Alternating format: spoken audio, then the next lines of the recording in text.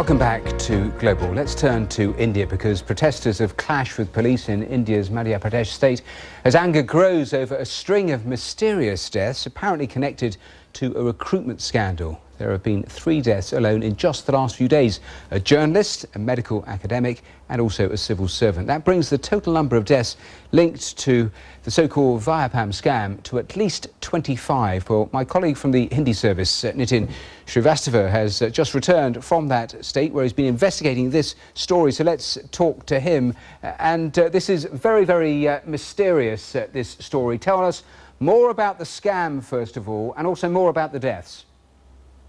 Well, to start with the scam, it apparently began about 7 years ago when reports of several irregularities in medical admissions in this state of Madhya Pradesh emerged. Questions were being raised. The government acted a bit. About 100 people were arrested. But then in 2013, this alleged irregularities, the scam which unfolded became massive. It appeared that not only medical admissions, but in recruitment process for government jobs, for education institutions, there were alleged irregularities throughout the state, and that is when the government started investigating. Now, what has happened in the last 2 years is that at least 30 deaths, as the government says, people who were related to some part of this scam, some part of the investigation have died, and many of them, it says, are unnatural deaths. And what are those families saying, and what are government officials saying? Well, the families are actually shattered. I have been meeting a lot of them in this state, and many of them say that they still have no clue why somebody in their family was implicated and how it could have been possible.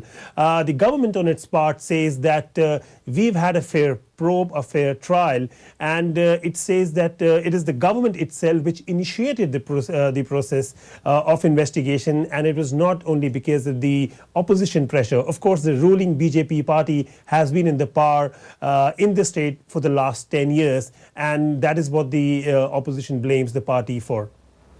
Now, the families were concerned that none of the investigations so far were independent. Now the CDI are taking over. Is there any sort of indication about how long it will take them before they can come to some sort of early conclusion about whether these deaths are just coincidental or whether there is something really sinister going on?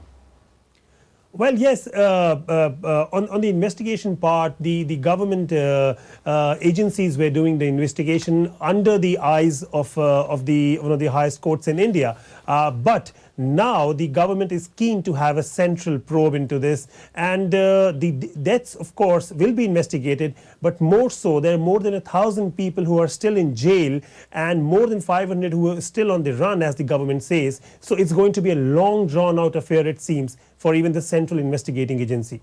All right, Nitin, thanks very much for the latest on that story. Thank you.